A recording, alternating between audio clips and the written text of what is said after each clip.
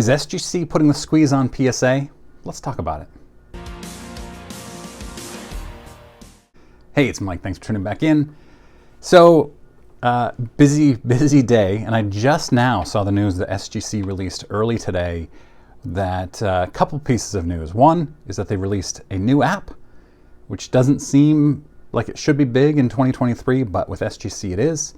And the second piece of news is that they reduced their price, I think fairly significantly, to $15 for standard submissions. So let's go through these couple things here, and I'll put up some screenshots because I downloaded the app and I went through it, and I think it's pretty darn cool.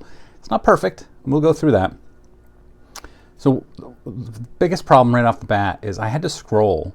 I typed in SGC Grading, which should bring up SGC Grading as the first choice, but no, it is the 9th option. They'll bring up PSA and other companies, Sports Card Investor, which I'm reminded as I go through here that I once had Sports Card Investor or Market Movers app on my phone 2.5 years ago. I completely forgot about that.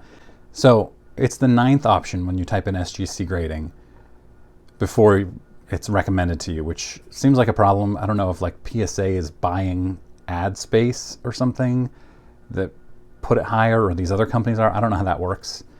You can submit an order via the app, which seems really slick. I just kind of went in and looked at it, messed around with it. The app moves fast, which I appreciate in an app. I used to work in software, and slow software in 2023 kills me.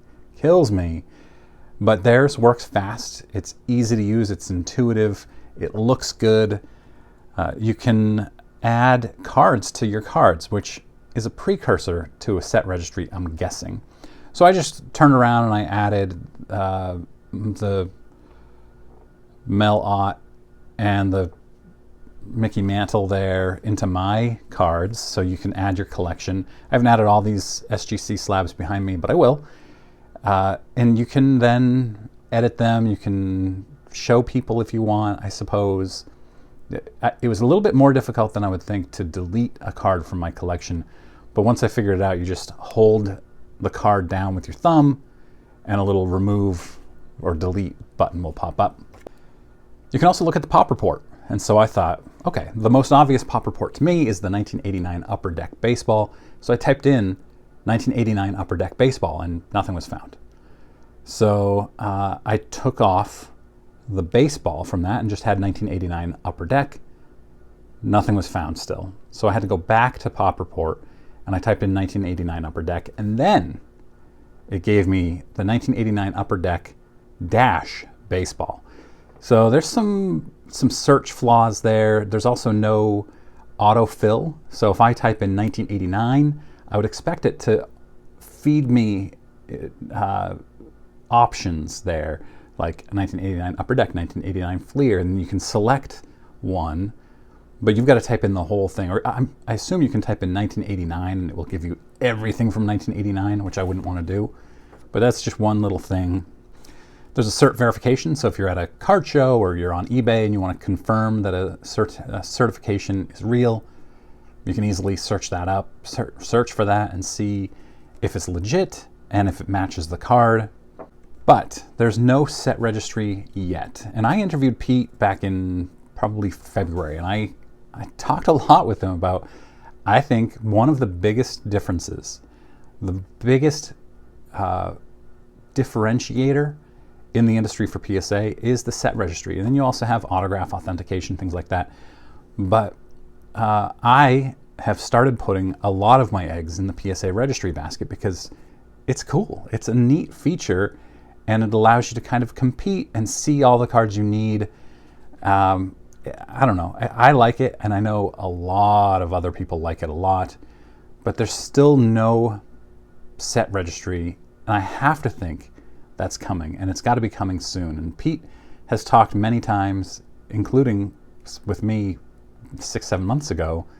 He said that they have a bunch of big things coming this year. And I think at the National, he also mentioned that they are working on the set registry, but they want to do it right, if I remember correctly. And so I'm hoping that that's that's working out and is coming soon because I have certain things that I will collect only in SGC slabs, like 1958 Topps All-Stars. I love that set.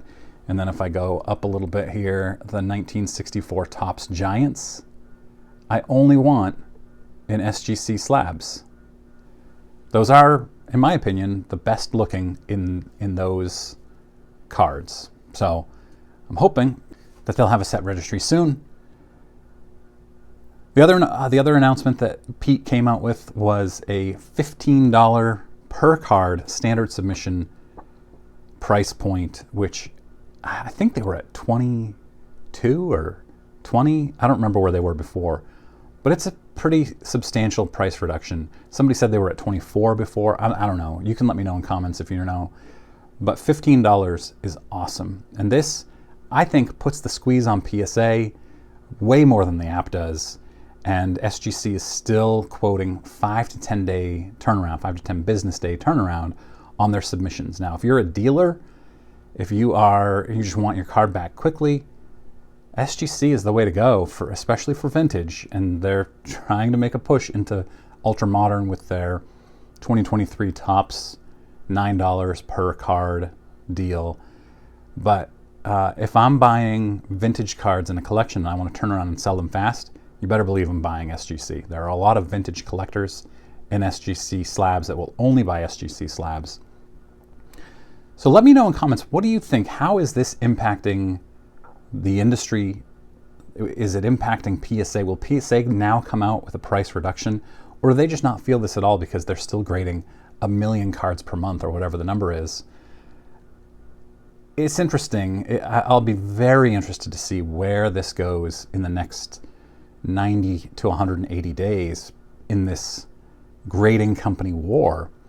I think ultimately, obviously, PSA is going to win, but can SGC chip away at some of that market advantage, the market share that PSA has? And I don't know what the market share is. PSA's probably got, I don't know, 50 to 60% of the market share, and SGC might have 20.